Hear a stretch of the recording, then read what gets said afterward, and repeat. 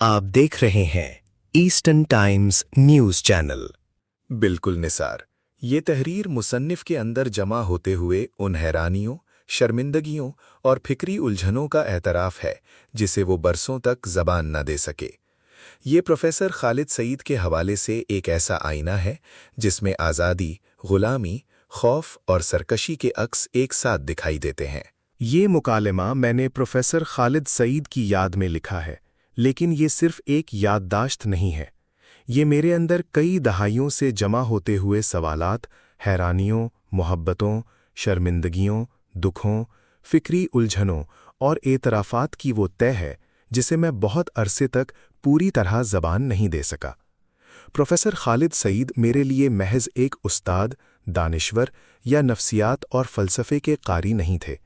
वो मेरे लिए एक ऐसा आईना थे जिसमें मैंने पहली बार अपने अंदर छुपे हुए खौफ, ग़ुलामी, सरकशी, मोहब्बत, कमज़ोरी और आज़ादी की ख्वाहिश को एक साथ देखा। इस मतन में विल्हम राइख से मेरी गुफ्तगू फ़र्ज़ी है, मगर मेरे सवाल फ़र्ज़ी नहीं हैं।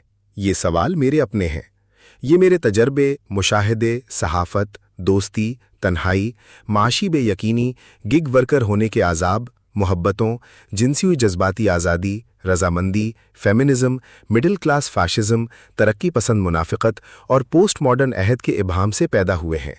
मैंने राइख की आवाज़ को एक फ़िक्री आले के तौर पर इस्तेमाल किया है ताकि प्रोफेसर खालिद सईद को, ख़ुद को और अपने अहद को एक दूसरे के सामने रखकर देखा जा सके। लेकिन ये जवाब काफ़ी नहीं। राइख को चुनने की वजह सिर्फ ये नहीं कि खालिद सईद ने मुझे राइख पढ़ाया था। असल वजह यह है कि राइख वो मुफक्किर है जिसके यहाँ नफ्सियात, सियासत, जिन्स, जिस्म, फ़ाशिज़म, मिडिल क्लास किरदार, समाजी जब्र, मोहब्बत, खुशी और आज़ादी एक दूसरे से कटे हुए मौज़ूआत नहीं रहते। वो उन्हें एक ही इंसानी बहरान के मुख्तलिफ रुख समझता है। मेरे लिए राइख इसलिए अहम है कि वो सिर्फ नफ्सियात का आदमी नहीं था, सिर्फ सियासत का आदमी नहीं था, सिर्फ जिन्स और जिस्म का मुफक्किर नहीं था और सिर्फ फ़ाशिज़म का नाक़िद भी नहीं था। वो इन सब को एक ही इंसानी सानहे की परतें समझता था। राइख ने इसी बनतवानाई को समझने की कोशिश में जिन्स और जिस्म पर बहुत लिखा। इसके यहाँ जिन्स सिर्फ लज्जत का मामला नहीं, इंसानी सेहत, आज़ादी और शख्सियत की साख्त का सवाल है। उसने ऑर्गेस्टिक पोटेंसी या जिनसी और जज्बाती तवानाई के मुकम्मल इखराज और मुकम्मल तजर्बे की बात की। उसका ख्याल था कि जो इंसान अपनी मोहब्बत, कुर्बत और जिस्मानी तवानाई को सेहतमंद, रज़ामंदाना और गैर जाबराना अंदाज में नहीं जी सकता, वो अंदर से मस्ख हो जाता है। ऐसी मस्ख शुदा तवानाई फिर इखलाकियात, मजहब, कौम परस्ती, मर्दानगी, ख़ानदान, इज़्ज़त और ताकत के नकाब पहनकर दूसरों को कंट्रोल करने लगती है। यहाँ राइख अपने अहद के बोर्जुआ अखलाकी निज़म से टकराता है।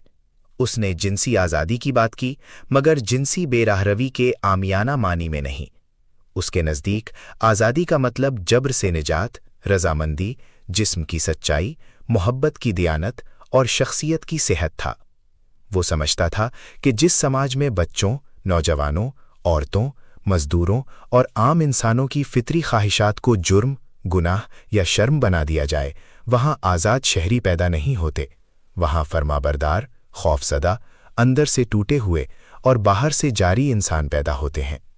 लिसन लिटिल मैन, यानी सुन ए बालश्तिये, राइख की इसी फिक्र का एक कड़वा, तंजिया और खतीबाना इजहार है।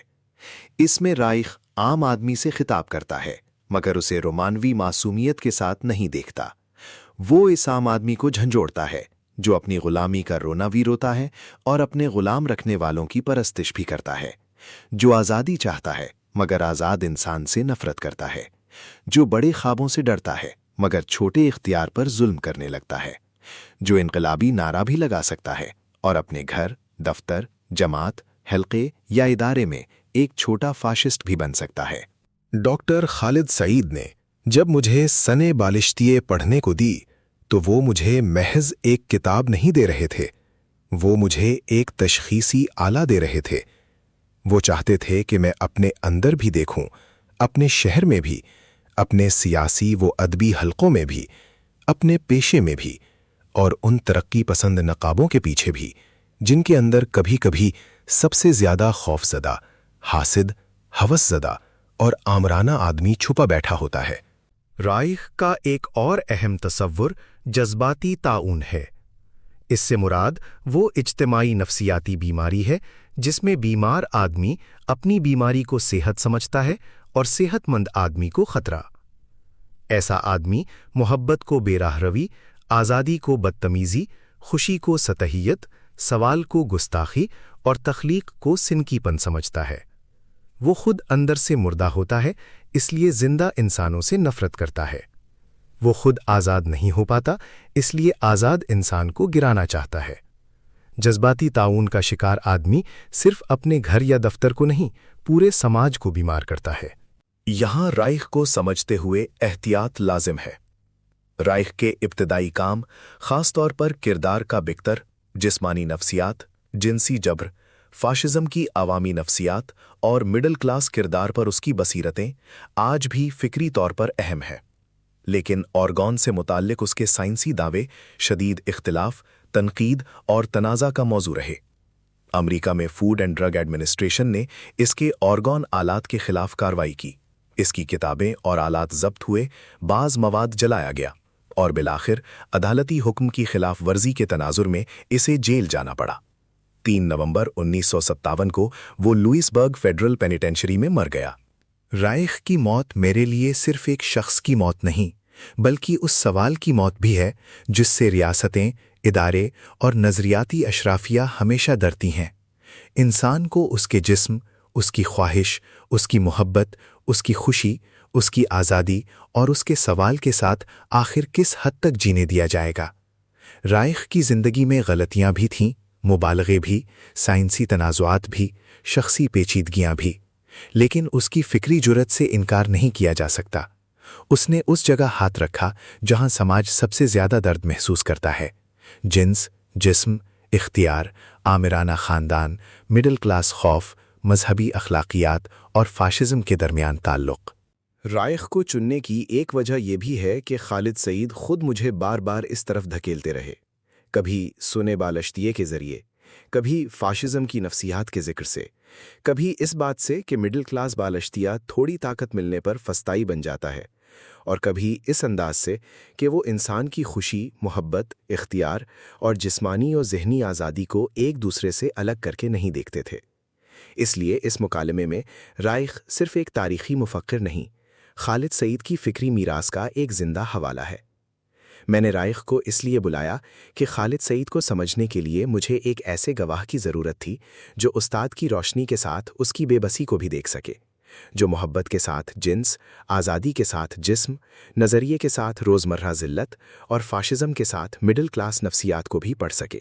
میرے نزدیک کسی استاد سے سچی محبت یہ نہیں کہ اسے بے عیب ثابت کیا جائے، سچی محبت یہ ہے کہ اسے انسان رہنے دیا جائے۔ پروفیسر خالد سعید میرے لیے اسی لیے بڑے ہیں کہ وہ انسان تھے، ایک ایسا انسان جس نے کئی نوجوان ذہنوں کو بڑے ادب، فلسفے، نفسیات، تاریخ، سماجیات اور زندگی کے حسن سے مانوس کیا، جس نے گرو یا ماسٹر بننے سے انکار کیا، جس نے کامریڈ کہلانے کے بجائے کامریڈ ہو کر دکھایا، اور جس نے آخر وقت تک خوشی، اختیار اور انسانی وقار کو ایک ہی سلسلے کی کڑیاں سمجھا۔ یہ مقدمہ میں بطور مصنف اس لیے لکھ رہا ہوں کہ قاری اس مکالمے کو صرف ایک ادبی تجربہ نہ سمجھے۔ یہ میرے لیے حساب ذات بھی ہے اور حساب عہد بھی۔ یہ اس سوال کی طرف واپسی ہے کہ ہم اپنے اندر کے بالشتیے کو کب پہچانیں گے، کب اس سے لڑیں گے اور کب اس سماج میں آزاد، محبت کرنے والے، تخلیقی اور باوقار انسان بننے کی جرات کریں گے۔